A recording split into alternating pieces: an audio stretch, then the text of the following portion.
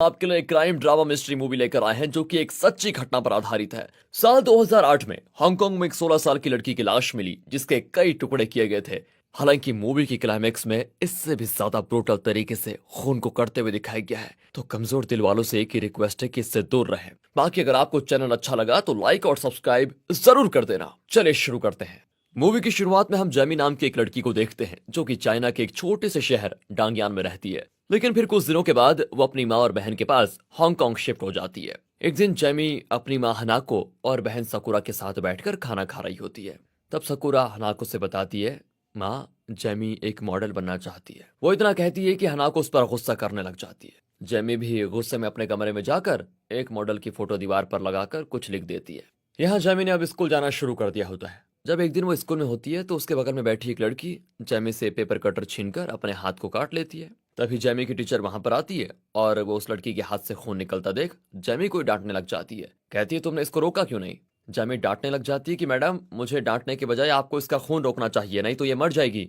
अब दोस्तों, उस लड़की की क्या प्रॉब्लम रही होगी जो उसने ऐसा किया? खैर, फिलहाल तो ये नहीं दिखाया जाता। फिलहाल तो जैमी टीचर की डांट से दुखी होकर स्कूल के चर्च में बैठी होती है। तब उसकी एक टीचर उससे बात करने आती है और पूछती है, बेटा सच बताओ, तुमने टीचर को उस लड़की के बारे में क्यों नहीं बताया? जमी जवाब देती है कि मैं डर गई थी और मुझे लगता है सभी टीचर्स पता नहीं मुझसे क्यों नफरत करती हैं। हांगकांग में रहते हुए जमी को अब 1 साल हो चुका था और ये साल था 2009। आगे कहानी 2010 में शिफ्ट होती है जहां हम ऑफिसर चैंग को देखते हैं जो कि एक वैन से कहीं जा रहा होता है। दरअसल किसी अपार्टमेंट के कमरे में बहुत सारा खून मिला है, इसीलिए चैंग वहां अपने असिस्टेंट सैम के साथ जाता है। उस कमरे में इन्हें किसी लड़की की इयररिंग, सैंडल और 2 लोगों की फोटोज मिलते हैं। साथ ही एक ओल्ड लेडी की फोटो भी वहां पर होती है। सैम चैंग से बताता है कि यहाँ पर एक जॉन नाम का लड़का रहा करता था जो कि कल एक लड़की के साथ यहाँ आया भी था और कल रात से जॉन भी गायब है। इस घटना के बारे में पुलिस को उसी अपार्टमेंट में रह रही एक बुजुर्ग महिला ने खबर दी थी। पूछने पर वो बताती है कि हाँ, पिछली रात मुझे इस कमरे से जोर जोर से कुछ काटने की आवाज आ रही थी। तब मैं इस कमरे के पास आई और बाहर से जॉन को आवाज देने लगी, लेकिन अंदर से किसी ने कुछ नहीं कहा और कुछ देर के बाद दरवाजे के नीचे से इस महिला का खून बाहर आते हुए दिखा मुझे। मैं काफी ज्यादा घबरा गई थी और मैं वापस अपने कमरे में चली गई। इसी के साथ प्रेजेंट में जॉन को दिखाया जाता है जो कि डिलीवरी वैन ड्राइवर है और वो कुछ सामान डिलीवर करने के बाद एक जगह पर खड़ा हो जाता है। तब हमें न्यूज के जरिए बताया जाता है कि पुलिस को एक अपार्टमेंट में काफी सारा खून मिला है जो कि 16 साल की लड़की का है। पुलिस उस लड़की की बॉडी और जॉन की तलाश कर रही है क्योंकि ये खून जॉन ने किया है, ऐसा न्यूज में बता रहे होते हैं। यहाँ से सीन अब चैंग की सीनियर ऑफिसर मे पर जाता है जो कि चैंग से इस केस की सारी डिटेल्स पूछती है। तो चैंग बताना शुरू करता है कि जिस लड़की की मौत हुई है उसका नाम जैमी था। पहले वो चाइना के डोंगयान शहर में रहती थी और हाल ही में 1 साल पहले वो यहाँ हांगकांग में शिफ्ट हुई है। असल में उसकी माँ ने जैमी के पिता से 7 साल पहले डाइवोर्स ले लिया था और वो हांगकांग आ गई थी। वीजा में कुछ प्रॉब्लम होने की वजह से जैमी को वेट करना पड़ा और जब वीजा क्लियर हुआ तो जैमी हांगकांग आ गई और अपनी माँ और बहन के साथ रहने लगी। एक और बात है, जैमी एक मॉडल बनना चाहती थी लेकिन फिर कुछ ऐसा हुआ कि वो कॉल गर्ल बन गई। उसका खून उसके ही एक क्लाइंट ने किया है। उसने जैमी के सभी इनर पार्ट्स निकालकर उन्हें फ्लश कर दिया। चेहरे की स्किन को भी खींच कर निकाला ताकि उसका सर मिले तो चेहरे की पहचान ना हो सके। साथ ही उसने हड्डियों को भी अलग अलग करके बेच दिया। और जेमी का खून किसी और ने नहीं बल्कि जॉन ने किया है जो कि एक डिलीवरी वैन ड्राइवर है। और मुझे लगता है कि उस रात जॉन ने कोई ड्रग्स ली होगी तभी उसने जेमी का खून करके ये सारी चीजें की उसकी बॉडी के साथ। अब चैंग एक ऑफिसर के साथ हनाको से पूछताछ करने के लिए जाती है जो कि ये मानने को तो तैयार ही नहीं होती कि उसकी बेटी मर चुकी है। वो कहती है कि जेमी बिल्कुल अपने बाप की तरह थी। उसका हाइट ज्यादा नहीं था पर फिर भी वो मॉडल बनना चाहती थी। इस तरह उसका बाप भी बदसूरत था। जेमी मरी नहीं बल्कि वो अपने किसी बॉयफ्रेंड के साथ भाग गई है। दरअसल अभी तक जैमी की लाश नहीं मिली होती है, इसलिए वो ये सब कह रही होती है। बाकी तो वैसे उन्हें भी पता है कि उनकी बेटी इस दुनिया में है नहीं। जब उन्हें चैंग संभालता है तब जाकर वो इस सच को स्वीकार करती हैं और फूट फूट कर रोने भी लग जाती है। कहानी 2009 में जाती है जहां हम हनाको को देखते हैं जो कि एक बार रेस्टोरेंट में सिंगर है। वो जब घर आती है तो वहां पर जेमी और सकुरा टीवी देख रहे होते हैं। हनाको जेमी से कहती है कि तुम्हें याद है तुम्हारे बर्थडे पर जो इयररिंग मेरी दोस्त ने तुम्हें दी थी, एक काम करो उसे वापस कर दो। वो उसकी बेटी के थे और बदले में उन्होंने ठीक वैसी इयररिंग दी है। इस पर जैमी उन्हें इयररिंग उतार कर दे देती है और उस इयररिंग को डस्टबिन में फेंक देती है। अब ये देखकर हनाको उसको जोर का थप्पड़ भी मारती है। दरअसल ये इयररिंग उसके दोस्त ने ही हनाको से वापस मांगी थी और यही इयररिंग क्राइम स्पॉट से पुलिस को भी मिली। सीन प्रेजेंट में आता है जहां पर जॉन खुद ही पुलिस स्टेशन में आकर सरेंडर कर देता है। वो बताता है कि मैंने ही जैमी को मारा है। अब चैंग उससे कहता है कि तुम जो बोल रहे हो उससे तुम्हें उम्र कैद हो सकती है, तुम्हें पता है ना? जॉन भी कहता है कि मैंने जो किया मैं वही बता रहा हूँ। पर चैंग को उस पर विश्वास नहीं होता कि इतनी आसानी से ये सरेंडर कैसे कर रहा है। फिलहाल चैंग सैम के साथ जॉन के दोस्त टायलर को पकड़ने के लिए जाता है, जिसे ये एहसास हो जाता है कि चैंग पुलिस वाला है, इसलिए टायलर वहां से भाग जाता है और फिर किसी तरह चैंग उसे पकड़ ही लेता है। पुलिस स्टेशन में टायलर से पूछताछ करने के लिए सैम आता है।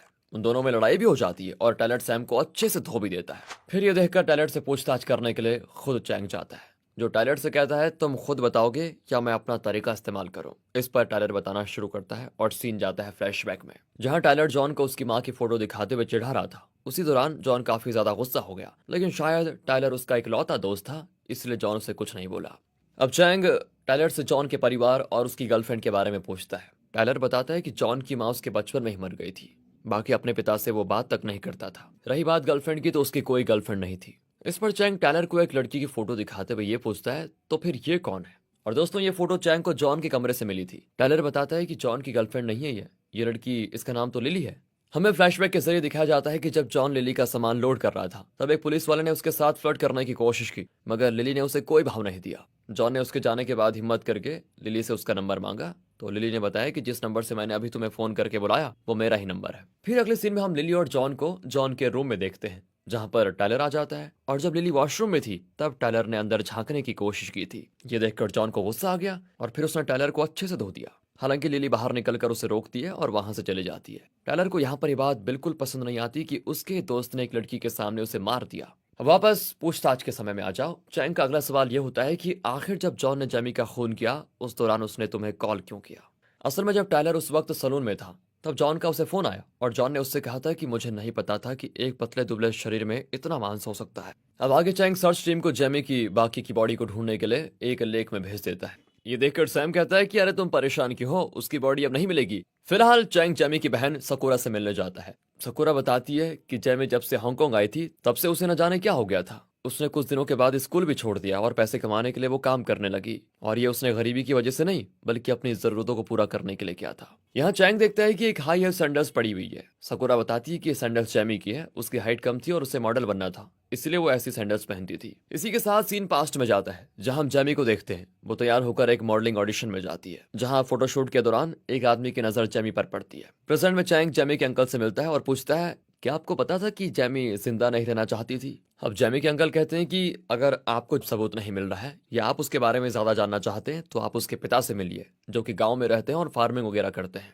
अब दिखाया जाता है कि जब भी फुटबॉल में मैनचेस्टर की टीम जीतती थी, तो जेमी अपने पिता को इस बारे में फोन करके बताती थी। दोनों एक दूसरे को काफी प्यार करते थे, लेकिन जेमी को पैसे कमाने थे। आगे दिखाया जाता है कि जेमी को जिस आदमी ने फोटोशूट के दौरान देखा था, उसने जेमी को नौकरी दे दी है। जेमी आवाज लगाकर रास्ते में गुजर रही लड़कियों से मॉडलिंग का फॉर्म भरवा रही होती है, पर तभी अचानक से उसकी सैंडल्स की हील टूट जाती है और इस पर उसका बॉस उसको फटकार भी लगाता है। तो जेमी धूप में नंगे पैर ये काम करने लग जाती है। यहाँ एक लड़की जेमी से कहती है कि तुम भी तो खूबसूरत हो, तुम मॉडलिंग क्यों नहीं कर रही। जेमी उदास होकर बताती है कि मेरी हाइट ज्यादा नहीं है ना, इसलिए मुझे असिस्टेंट के तौर पर एक मॉडलिंग कंपनी ने काम दिया है, बस इतना ही काफी है। फिर काफी सारे फॉर्म भरने के बाद जेमी अपनी बॉस को दे देती है, जो कि इतने फॉर्म्स को देखकर बड़ा खुश होता है। वो जेमी को ट्रीट के साथ थोड़े पैसे दे देता है, क्योंकि उसने सिर्फ 2 घंटे ही काम किया था। जेमी उससे कहती है कि मैं और काम कर सकती हूँ, पर वो कहता है कि मेरे पास तो रोज इतना ही काम रहता है। अब जेमी को एक बर्गर शॉप के बारे में पता चलता है। वहां जॉब थी, तो जेमी वहां पर काम करने लग जाती है। साथ ही उसकी वहां पर काफी फ्रेंड्स भी बन जाती हैं और उन्हीं फ्रेंड्स ने जेमी को धंधा करने के बारे में बताया। प्रेजेंट में दिखाते हैं तो चैंग हानुका से बताता है, जॉन के मुताबिक जेमी ने उससे कहा था कि मुझे मार डालो। इसीलिए हम समझने की कोशिश कर रहे हैं कि किस वजह से जेमी ने ऐसा बोला और जॉन की मानसिक स्थिति इतनी खराब क्यों थी कि उसने ऐसा कर भी दिया। फ्लैशबैक में हम देख पाते हैं कि जेमी अब एक कॉल गर्ल बन गई है। वो एक आदमी से इंटीमेट होने के बाद एक ज्वेलरी शॉप पर जाती है और ठीक वैसी इयररिंग्स खरीदती है जैसी हनाको की दोस्त ने उससे वापस ले ली थी। ये खरीद कर जेमी को काफी खुशी मिलती है। इसके बाद जेमी का अगला क्लाइंट था हैप्पी, जो कि रोड पर जेमी का एक पोस्टर देखता है। उसे देखकर हैप्पी जेमी से इंप्रेस हो जाता है। फिर दोनों एक जगह जाकर इंटीमेट होते हैं और कुछ देर के बाद बातें भी करते हैं। सीन इसी के साथ जॉन पर आता है, जो कि जेमी की बॉडी को बाथरूम में लेकर जा रहा है। प्रेजेंट में ठीक उसी जगह का सीन पुलिस वाले रिक्रिएट करते हैं। यहाँ लाश की जगह एक डमी का इस्तेमाल किया होता है उन्होंने। इसके बाद चैंग मे से कहता है कि जॉन की माँ की मौत एक कार एक्सीडेंट में हुई थी और जॉन के पिता कार चला रहे थे। क्या मुझे उस केस की फाइल मिल सकती है। मे भी कहती थी कि उसका तुम क्या करोगे और तुम्हें जेमी के केस की रिपोर्ट देने में कितना टाइम लगेगा। और चैंग कहता है कि कल सुबह आपको पक्का रिपोर्ट मिल जाएगी। बाद में चैंग जैसे बाहर निकलता है, तो उसे जॉन पकड़ लेता है और उसका मुंह बांधकर उसको मारने के लिए एक जगह पर लेकर जाता है। ओह, दरअसल चैंग का सपना था, वो ऑफिस में सो गया था। सुबह में चैंग से रिपोर्ट मांगती है, तो वो कहता है कि रिपोर्ट मेरी डेस्क पर रखी हुई है। में वो रिपोर्ट देखती है तो चैंग ने काफी अच्छा काम किया था। रिपोर्ट को देखकर वो इम्प्रेस भी हो जाती है। फिर वो ये रिपोर्ट रिचल नाम के एक ऑफिसर को देती है ताकि वो इसे समराइज कर दे। रिचल में से बताती है कि जेमी के केस में जो बुजुर्ग महिला वेटरेस थी उसकी हार्ट अटैक से मौत हो गई है और ये उसकी कैट है। मे कहती है कि ये कैट तुम चैंग को दे दो, वो बेचारा अकेला रहता है इसलिए। रिचल कैट चैंग को दे देती है और साथ ही वो उससे बताती है कि पता चला है लिली एक बुजुर्ग आदमी के साथ रिलेशनशिप में थी, फिर उसे उसी आदमी के बेटे से प्यार हो गया। जिस बात का पता जब उस आदमी को चला तो उसने लिली को छोड़ दिया। इसके बाद वो जॉन से मिली। एक दिन इन दोनों की भी किसी बात पर लेकर लड़ाई हो गई और लिली जॉन को भी छोड़कर चली गई। यहाँ चैंग रिचल को वो वर्ड्स दिखाता है जो जेमी ने अपने घर की दीवार पर लिखे थे। वो कहता है कि इनका क्या मतलब है, मुझे ये पता करना है अब। सीन यहाँ से जाता है फ्लैशबैक में, जहां हम देखते हैं कि एक रात कोई क्लाइंट जेमी को कॉल करके बुला रहा था, लेकिन वो उसे मना कर देती है। बल्कि वो तैयार होकर रात को अपनी बहन से ये कहकर निकल जाती है कि मैं अपने बॉयफ्रेंड के साथ डेट पर जा रही हूँ। वो असल में हैप्पी से मिलने जा रही थी, उसे हैप्पी से प्यार हो गया था। पर आज जब हैप्पी उससे मिलता है तो वो उसका गला पकड़कर उसको एक लड़की के सामने लेकर आता है और उस लड़की से कहता है कि तुम्हें क्या लगता है मैं इस जैसी ये दूसरे आदमियों के साथ सोती है इससे प्यार करूंगा। वो लड़की विश्वास तो नहीं करती पर जेमी हाँ बोल देती है कि हाँ ये सही कह रहा है, हमारे बीच ऐसा कुछ भी नहीं है। दोनों के जाने के बाद जेमी काफी उदास हो जाती है। वो पार्क में जाकर बैठकर सोचने लग जाती है क्योंकि एक बार हैप्पी ने उससे कहा था कि तुम ये काम छोड़ क्यों नहीं देती, और जवाब में जेमी ने बोला था अगर मैं ये नहीं करूंगी तो भूखी मर जाऊंगी। उस समय ये बात सुनकर हैप्पी वहां से चला गया और यही सब सोचकर जेमी दुखी हो रही होती है। तभी वो यहाँ पर एक बच्ची को खेलते हुए देख उससे कहती है आखिर तुम यहाँ रात में क्या कर रही हो, तुम्हें बाहर नहीं होना चाहिए। वो बच्ची भी जवाब देती है तो फिर तुम यहाँ पर क्यों हो, और इस पॉइंट पर दोनों के बीच अच्छी दोस्ती हो जाती है। उस बच्ची की माँ तभी वहां आकर उसको बुलाने लग जाती है। इस पर बच्ची जेमी से कहती है कि दीदी कल भी आप मुझसे मिलोगी ना। जेमी भी हाँ बोल देती है। अब उसके जाने के बाद जेमी को जो क्लाइंट आने के लिए कह रहा था उसको वो कॉल करके कहती कि बताओ कहाँ पर आना है। प्रेजेंट टाइम में जॉन की कोर्ट में पेशी होती है। वो यहाँ बताता है कि मैंने जब जेमी का दम घोटकर उसे मार डाला तो मेरी समझ में नहीं आ रहा था कि क्या करूं। तब मैंने कुछ सोचा और जेमी के गले में एक कट मारा। ऐसा करने से उसकी बॉडी का सारा खून 10-15 मिनट्स में निकल गया। खून निकलने के बाद मैंने उसके गले से लेकर नीचे तक कट मारे। यही वो वक्त था जब मैंने टायलर को कॉल करके कहा था कि ये बॉडी दिखने में पतली लगती है लेकिन मांस काफी ज्यादा है।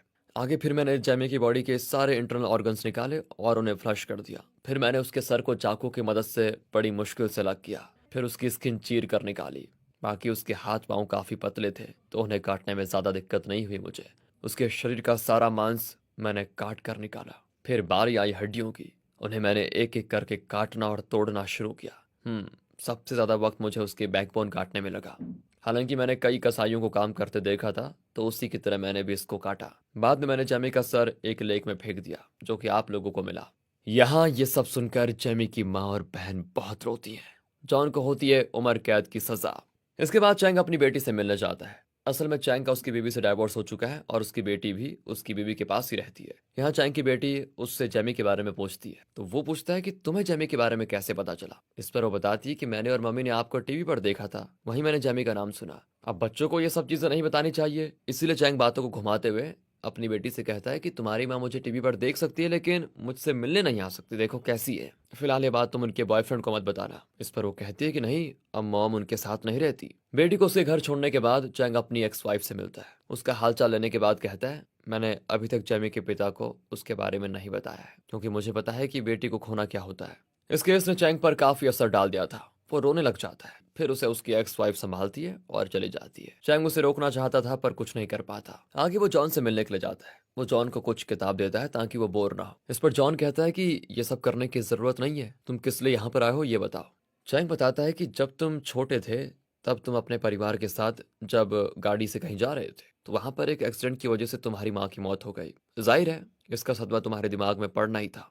इस वक्त तुम्हारे पिता की हालत ठीक नहीं है, वो बहुत ज्यादा बीमार है। मैं जब तुम्हारे पिता से मिलने और उन्हें तुम्हारी गाड़ी की चाबी देने गया तो वहां मेरी मुलाकात तुम्हारे साइकेट्रिस्ट से हुई, जिन्होंने मुझे बताया कि तुम पोस्ट ट्रॉमेटिक स्ट्रेस डिसऑर्डर से पीड़ित रह चुके हो। तुम्हारा इलाज उन्होंने ही किया था। फिर तुम्हारी जिंदगी में लिली आई जो कि टॉक्सिक और पैसे की भूखी थी। इस कारण उसने तुम्हें धोखा दे दिया और तुम्हारे अंदर औरत को लेकर नफरत भर गई। नहीं तो क्या ही कारण हो सकता है कि तुमने जेमी को मार डाला होगा। वो तो तुमसे पहली बार मिली थी, ना तो उससे तुम्हारी कोई दुश्मनी थी, ना ही उसको मारकर तुम्हें कोई फायदा होने वाला था। इस पर जॉन कहता है मेरी ना तो जेमी से कोई दुश्मनी थी और ना ही मैं औरतों से नफरत करता हूँ। मुझे नफरत है लोगों से। जब जेमी ने मुझसे कहा कि मुझे मार दो तो मैंने उसे मार दिया क्योंकि मुझे लगता था कि वो भी पैसों के लालच में लिली की तरह हो जाएगी। उस वक्त मैंने जो भी किया पूरे होशो हवास में किया, कोई ड्रग्स नहीं लिए थे मैंने। और मैं आपको एक सीक्रेट बताऊं, उस दिन मैंने एक की नहीं बल्कि 2 जान ली थी। और फ्लैशबैक में हमको दिखाया जाता है कि जॉन के हाथ में जैमी का बच्चा था, यानी कि वो प्रेग्नेंट थी। जैमी हैप्पी के बच्चे की मां बनने वाली थी। उसने जॉन से खुद को मारने के लिए इसीलिए कहा क्योंकि हैप्पी ने उसे छोड़ दिया और वो अपनी जिंदगी से बिल्कुल भी खुश नहीं थी।